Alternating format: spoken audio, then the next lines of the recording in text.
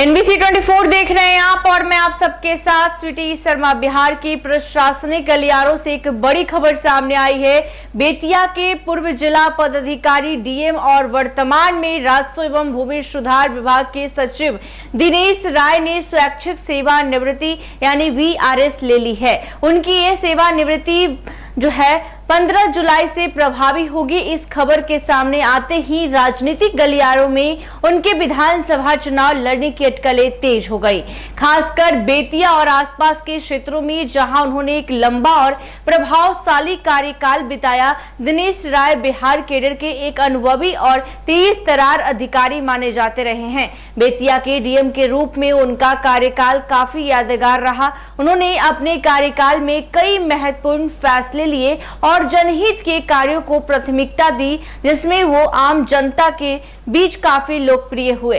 बेतिया के लोग आज भी उनके कार्यकाल को याद करते हैं और उनकी कार्यशैली की सराहना करते हैं। डीएम के पद से हटने के बाद उन्होंने राजस्व एवं भूमि सुधार विभाग जैसे महत्वपूर्ण विभाग का सचिव बनाया गया था, जहां उन्होंने भूमि सुधार और राजस्व संग्रह के क्षेत्र में कई सुधारवादी कदम उठाए। हालांकि पिछले कुछ समय से यह चर्चा जोरों पर थी कि दिनेश राय जल्द ही प्रशासनिक सेवा छोड़कर राजनीति का रुख कर सकते हैं। उनकी स्वैच्छिक सेवानिवृत्ति से इन अटकलों को और पुख्ता कर दिया।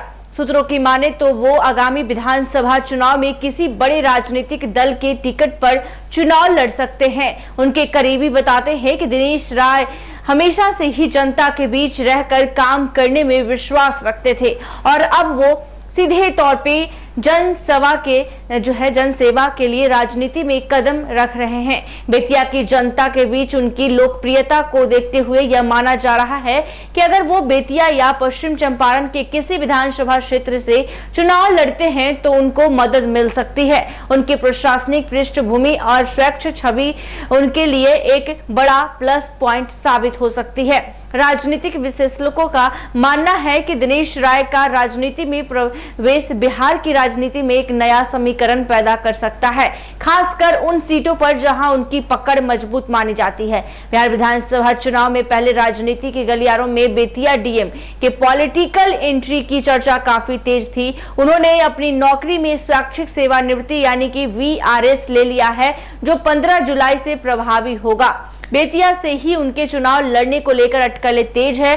सूत्रों की माने तो दिनेश कुमार राय ने यह इस्तीफा राजनीतिक शुरुआत के लिए दिया है। दिनेश कुमार राय सासाराम के करगहर विधानसभा सीट से मजबूत दावेदार माने जा रहे हैं। विगत माह जून में करगहर के कुशही गांव में उनके प्रोन्नति के उपरांत उनका सम्मान समारोह आयोजित किया गया था, जिसमें 10,000 से अधिक लोगों की सहभागिता रही एवं सबने एक स्वर में उनके इस्तीफे की मांग की थी। तब से यह तय था कि वो राजनीति में सक्रिय भूमिका निभा सकते हैं। राजनीतिक विशेषज्ञों की माने तो दिनेश कुमार राय करगहर विधानसभा के सबसे मजबूत प्रत्याशी माने जा रहे हैं। कयास ये भी है कि अगर नीतीश कुमार जो है उन पर विश्वास दिखाते हैं तो उनकी उम्मीदवारी की संभावना तो तय माना जा रहा है।